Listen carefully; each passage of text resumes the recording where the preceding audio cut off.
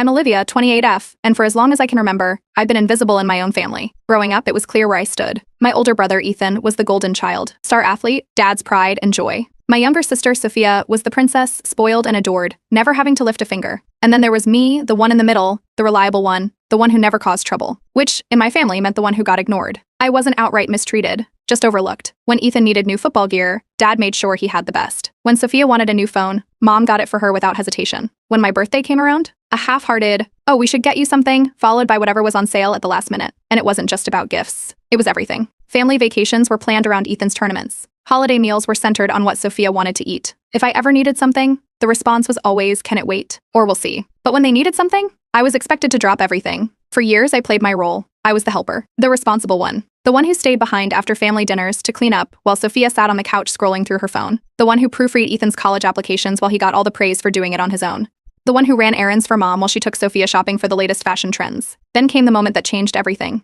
It was late one night when I was scrolling through Facebook, and I saw the pictures. A big family gathering, everyone dressed up, laughing, celebrating. It took me a second to register what I was looking at, and then I saw the caption, "Mom's 50th birthday bash." I hadn't even been invited. Not a word. Not a text. Not a call. Not even a casual mention in passing. My own mother's milestone birthday party, and I didn't even exist in their world enough for them to remember to invite me. That was the moment I realized the truth. It wasn't that I was part of the family but overlooked. I wasn't part of the family at all, at least not in the way Ethan and Sophia were. I was useful. A convenience. But I wasn't important. So I decided to test something. I told them I was moving. A simple text in the family group chat. "Hey, just a heads up. I got a new job out of state. Moving next week." A few days later, I mentioned packing in passing. Ugh. I never realized how much stuff I have. No one asked where, when, or if I needed help. That told me everything. The reactions? Underwhelming. Ethan replied with a thumbs up emoji. Sophia didn't respond at all. Mom texted, "Oh wow, congrats. Where are you going?" but didn't ask for details. Dad didn't say anything. That was it. I packed up some of my things, told a few close friends what I was doing, and then I disappeared. I didn't actually move, of course. I just stopped making myself available. No more responding to last-minute favors. No more answering calls to help real quick with something. No more fixing their problems. I wanted to see how long it would take before they noticed.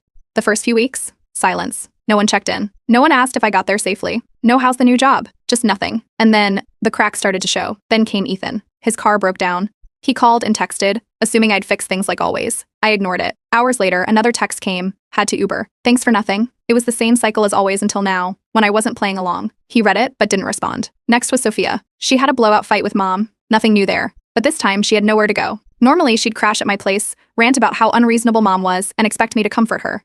She called twice, left a message, "Hey, can you call me? I need a place to stay." I texted back, "Sorry, I'm out of state now." No reply. Then came Mom. She called, sounding unusually warm. "Hi, sweetie. Just wanted to check in, see how you're doing." It took all of 5 minutes before she slipped in the real reason for her call. She needed help sorting out some paperwork for a loan she was trying to co-sign for Sophia. I told her I couldn't. I was busy. The shift in her tone was immediate. "Well, I just don't understand why you'd move so far away. You know family is important." I didn't bother arguing. Just said, "I have to go," and hung up. Dad took the longest to reach out. Almost 6 weeks after my move, I got a text from him. "You still have access to my tax documents, right? Need help filing. No, how are you? No, hope you're settling in." Just straight to the point. I told him I couldn't.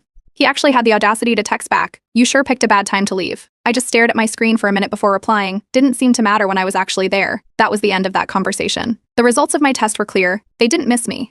They missed what I did for them. I had spent years bending over backward for people who only saw me as a convenience. But the second I stopped being useful, they didn't know what to do. For the first time in my life, I had power, and I wasn't about to give it back. For the first couple of weeks, I expected some kind of reaction. A call, maybe. A text checking in, something. But it was radio silence. No one asked if I got to my new state safely. No one wanted to know how the job was going. My parents, my siblings, nothing. It was almost laughable how little they cared. Considering how often I used to drop everything for them, I didn't chase after them. I let their messages sit unread. If they called, I ignored it. If they texted, I replied hours or days later with a simple, "Sorry, busy with work." That was it. And then, the cracks started showing. It started with Ethan.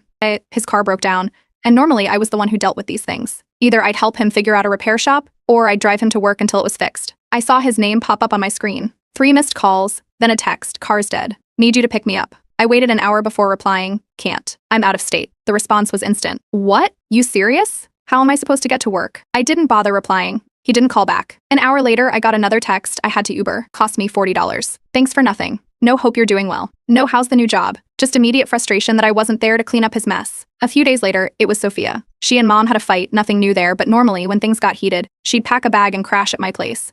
I had always been her backup plan, her safe space, the person she ran to when she needed someone to complain to. This time, I wasn't an option. She called twice. I ignored both. Excited? Then she texted, "Are you home?" I responded, "Nope, still out of state." 2 minutes later, "You seriously just left?" "Then I need somewhere to stay for a couple of days. You can't just leave me hanging like this." I left it on read.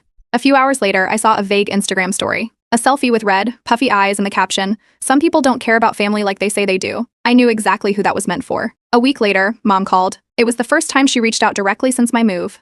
Her voice was unusually sweet. She asked how I was, how the job was going, said she missed hearing my voice. It was so out of character that I almost laughed. Then, 5 minutes in, she slipped. "So, I was wondering your name is still on the old insurance paperwork. Could you take a quick look?" And there it was. I cut her off. Told her I was busy. She hesitated, then went straight to guilt mode. "I just don't understand why you'd move so far away," she sighed.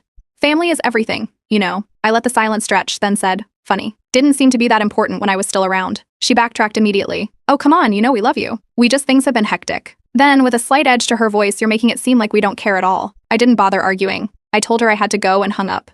She texted 5 minutes later. "Well, I hope you don't forget about your family while you're off on your big adventure." I didn't reply. Dad was the last to break. He didn't care about emotional stuff. He wasn't the type to say "I miss you" or "How are you?" If he called, it meant he needed something. And sure enough, 2 weeks after Mom's call, I got a text. "You still had access to my tax documents, right? Need help filing." No "how are you?" No small talk. Just straight to business. I replied, "Can't. You'll have to do it yourself this year."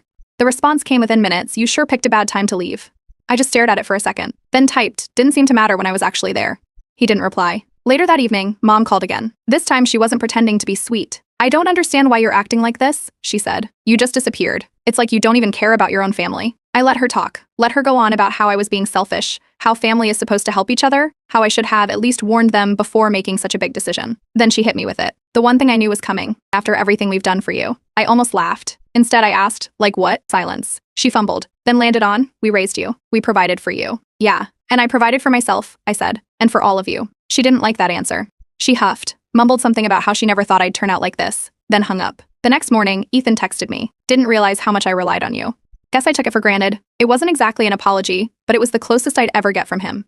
If Ethan had a slight moment of realization, Sophia went the opposite direction. The next day, I started getting weird texts from mutual friends. A couple of them asked if something had happened between me and my family. One even asked if I was okay. Confused, I checked Sophia's Instagram. She had posted some long-winded rant about family betrayal, and some people only being around when it benefits them. No names, but it was obvious who she meant. Then came the texts. "How could you just abandon everyone?" Mom's heartbroken. Dad stressed. "All because you decided to be selfish." I responded once, "You mean all because I stopped doing everything for you?" She didn't reply. They didn't miss me.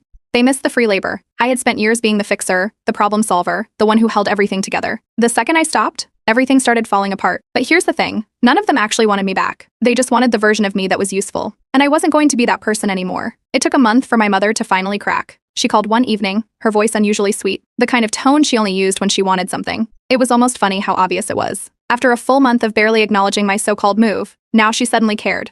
She started with small talk, asked how I was, how the new job was going, said she missed hearing my voice. That alone was a red flag. My entire life, she had never been the type to check in just to chat. But I let her talk, waiting for the real reason she had finally picked up the phone. It didn't take long.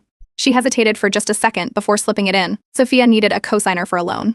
Mom assured me it was just a small favor, nothing major, just a little signature to help my poor sister stay in school. I didn't even hesitate. I told her no. The fake warmth in her voice disappeared instantly. She went straight into guilt mode, said family was supposed to help each other, asked what people would think if they knew how selfish I'd become, said it wasn't a big deal, and that she wouldn't have even asked if she had any other options. I didn't engage, I just repeated that I wasn't doing it. Then came the classic line. "After everything we've done for you." I almost laughed. "Can't Mom or Dad cosign?" I asked, already knowing the answer. Their credit was shot. I was the only option. That if I was so important to the family, they sure didn't act like it when there was nothing they needed from me. She tried to downplay it, said it was just a small thing, that it wasn't intentional, that they didn't think I'd mind. I didn't argue. I just told her that if they hadn't thought about me then, they didn't get to think about me now. And then I ended the call first. No drawn out back and forth. No justifications. Just click. It was probably the first time in my life I had hung up on her instead of the other way around. A few hours later, she texted me an apology, said she was sorry if I felt left out. Then, right at the end of the message, she asked about the loan again. I didn't respond. The next morning, Ethan texted me. Just one sentence. "Damn, I didn't realize how bad it was until now." That was the only acknowledgement I got from him. No apology, no attempt to fix things. Just an observation, like he was realizing for the first time how the family had treated me. I didn't reply. Sophia, on the other hand, didn't stay quiet. The loan must have been important to her because within a day, she had already started spinning the narrative. Suddenly, I wasn't just gone. I was the villain. Friends started reaching out, asking if everything was okay between me and my family. Some were vague, saying they had heard things. Others were more direct, saying Sophia was telling people I had abandoned them, that I had changed. that I was being cruel for no reason. I checked her Instagram. Sure enough, there it was, a long, dramatic post about family betrayal and how some people only care about themselves when it really counts. No names, but it was obvious who she meant. I didn't respond. I didn't comment. I didn't try to correct the record. I let her talk. Because at the end of the day, the truth was simple. They weren't upset that I was gone. They were upset that I was finally useless to them. It took 6 weeks for my dad to finally acknowledge that I was gone. And even then, it wasn't because he missed me. It was because he needed something. He never called just to talk. If my dad's number popped up on my phone, it meant one of two things. Either something was broken, or he needed me to handle something he didn't feel like dealing with. This time, it was the latter. His voice started off stiff, like he wasn't sure how to approach this. He asked how I was doing, how work was going. It was awkward, like someone going through the motions of small talk, but not actually caring about the answers. It took less than 2 minutes before he got to the real reason he was calling. Tax season hit, and Dad thought he could handle it. A week later, I got a text. IRS flagged something. Need help. His tone was clipped, embarrassed. Without me smoothing things over, the stakes were piling up. And now they had consequences, and now, with me out of state, he was stuck. I told him I couldn't help. He acted surprised, like he hadn't seen that response coming. I reminded him I had moved. He muttered something under his breath, then sighed. You sure picked a bad time to leave. I didn't even hesitate. Oh? And what would have been a good time? There was a pause, like he hadn't expected me to push back. Then he launched into how I should have at least warned them before making such a big decision. Said it was irresponsible to just up and go without any notice. I reminded him they didn't even invite me to Mom's birthday. So why exactly would I have given them a heads up? Silence. Then came the entitlement. He started talking about everything the family had done for me. How I should be grateful. How family sticks together. I asked him, grateful for what? Being your unpaid secretary? Your emergency contact, but never your daughter? He didn't like that. His voice got clipped. He said I was acting differently, that I was making a big deal out of nothing. Then, the thing that sealed it, well, you never complained before. I let that sit for a moment. Then I told him I had to go and ended the call first. A few days later, Mom called. She didn't bring up taxes. She didn't mention Dad's call. Instead, she launched straight into damage control. Told me she hated seeing the family like this. That we shouldn't be fighting. That life's too short for grudges. I let her talk. Then I told her I was busy. I hung up before she could say anything else. Dad never called again. Sophia was furious. If my parents were desperate, she was outright losing it. I guess it finally clicked for her that without me, she had no backup plan. No emergency crash pad when she fought with Mom. No free rides when she needed to go somewhere. No one to pick up the slack when she didn't feel like handling her own responsibilities. And rather than take responsibility, she decided to play dirty. Her first attempt was subtle. A casual text, too casual, given the way she had been ignoring me for weeks. She asked how I was, threw in a hope you're doing well, and even added a little heart emoji at the end. I ignored it. An hour later, she sent another message. Are you seriously not even going to answer? I ignored that too. Then the real fun began. She started running her mouth to mutual friends. A few of them reached out, clearly uncomfortable but curious. Hey, is everything okay with you and your family? Sophia's been saying some stuff it wasn't hard to figure out what she had been telling them. According to her, I had abandoned the family. Just up and left with no warning, no concern for anyone but myself. She made it sound like I had been brainwashed by outside influences, like I was some lost soul who had been led astray, and was now destroying our family. She didn't stop there. She cranked up the guilt tripping, painting herself as the tragic little sister, betrayed and abandoned by someone who was supposed to be there for her. She told people that Mom was heartbroken, that Dad was overwhelmed, that I was being selfish beyond belief. Then came the financial manipulation. She texted me again, this time skipping the fake kindness. She got straight to the point. If you don't co-sign this loan, I'll have to drop out of college. I replied once. That sounds like a you problem. That set her off. I got an essay in response. Paragraphs about how much I had changed, how I used to be a good sister, how she couldn't believe I was being this cruel. She wrote about family obligations, about how she would never have done this to me, about how I was proving that money mattered more to me than my own blood. I left it on read. Then she took it public. At first, she just sent a single text, I don't get why you're acting like this. When I didn't answer, she tried another, Mom's really upset, you could at least talk to her. Then came the vague Instagram posts about fake family. And when that didn't work, she went full meltdown mode online, and about how some people change the moment they think they don't need their family anymore. It was vague, but the comment section made it obvious who she was talking about. Mutual friends chimed in with fake sympathy. Distant relatives I hadn't spoken to in years offered support. A few even reached out to me directly, asking if we could talk and if I could consider fixing things. I didn't engage. I let her make a fool of herself. When she realized I wasn't reacting, she switched tactics. Instead of going after me directly, she went after our parents.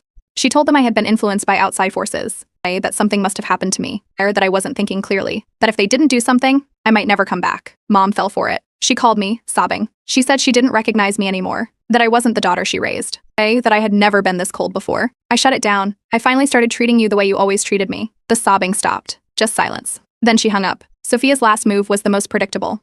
She tried to get Dad involved. She went to him, played the victim, and convinced him to force me to fix things. Maybe she thought he had more control over me. Maybe she figured I'd break under pressure. Either way, a day later, I got a call from Dad. I didn't answer. A voicemail popped up. It was short. He said we needed to talk. That enough was enough. That I had made my point, but that I needed to grow up and do the right thing. I deleted it. He tried again the next day, and the next. Each time, I ignored him. The messages got shorter. Then they stopped altogether. I could tell they were running out of tactics. And for the first time in my life, I was completely out of their reach. It had been 2 months since I moved. I thought my family would finally give up. Instead, they went for their most ridiculous stunt yet.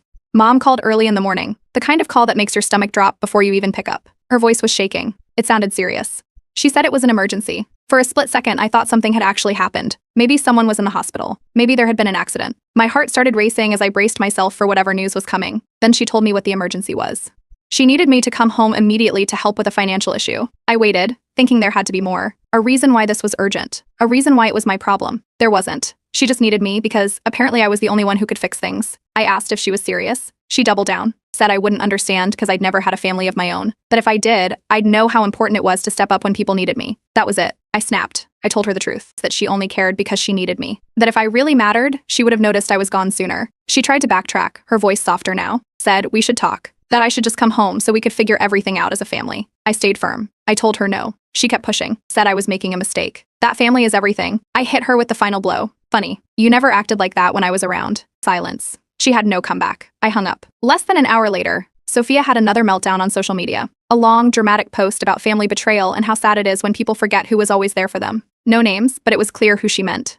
Her usual audience flooded the comments, offering sympathy. A few of them even reached out to me directly, urging me to make amends before it's too late. I ignored them. Ethan had been quiet for weeks.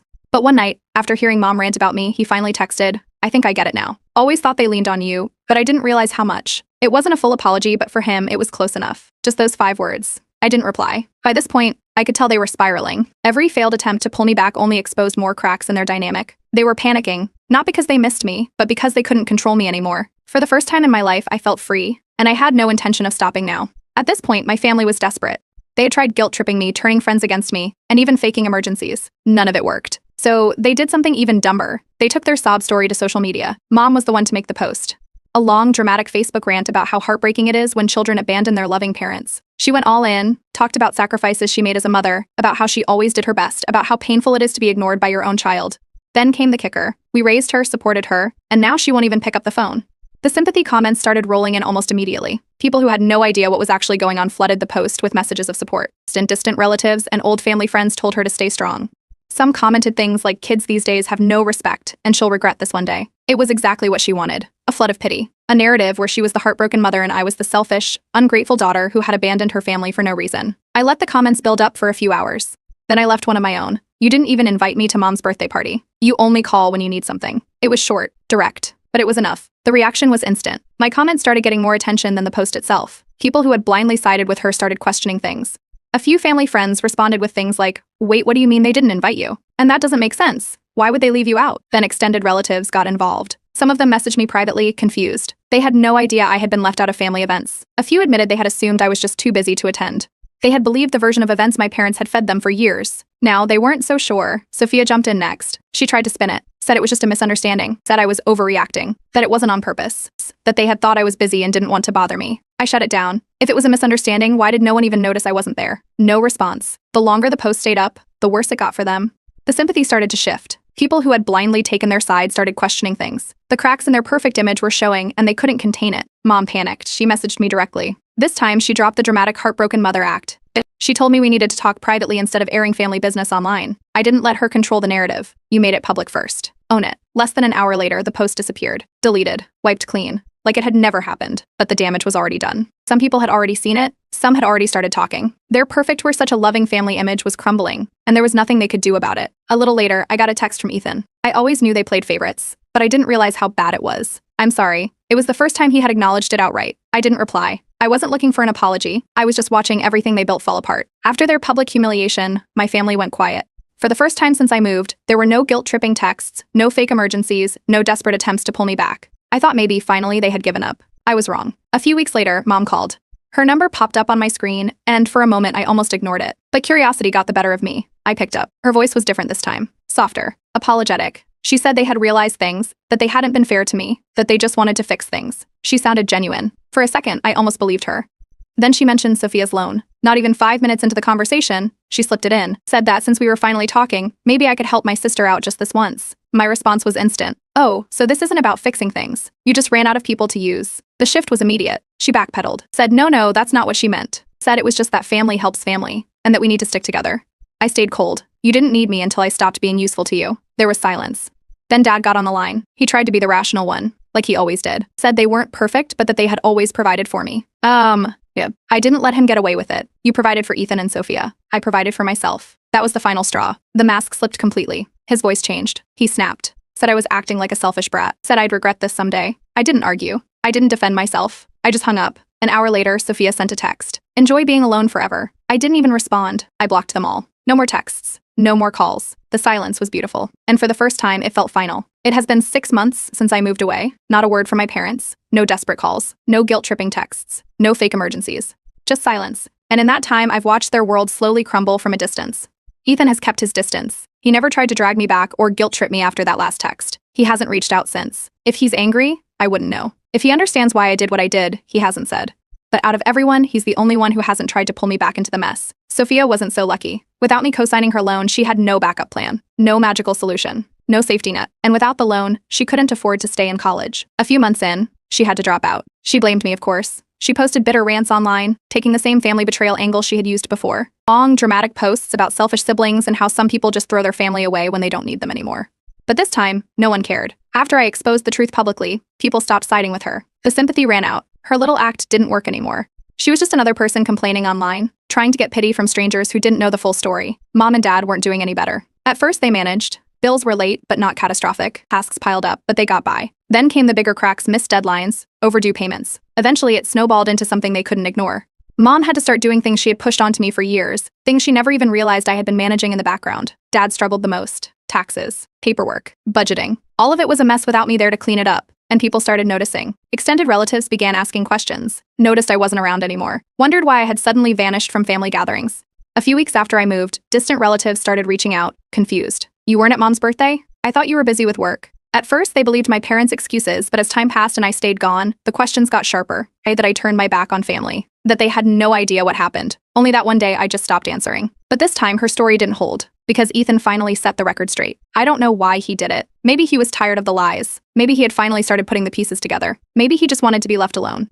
But at some point, when relatives started pressing for details, he told them the truth. Told them I had been treated like an afterthought for years. That I had been used and expected to handle everything without question. That I wasn't even invited to Mom's birthday party. And that when I left, the only reason they wanted me back was because they needed something from me. After that, the support started to fade. Family friends who had blindly sided with my parents began to distance themselves. The pity comments stopped. The concerned messages dried up. And instead of sympathy, my parents started getting side-eyed questions they didn't have good answers for. The financial fallout hit not long after. Without me constantly bailing them out, they had to deal with their own mess. Money got tighter. The safety net they had relied on for years was gone. And suddenly, they were facing the reality of their own decisions. Sophia, despite everything, refused to learn. Even after all of this, she still saw herself as the victim. She still believed I had ruined her life.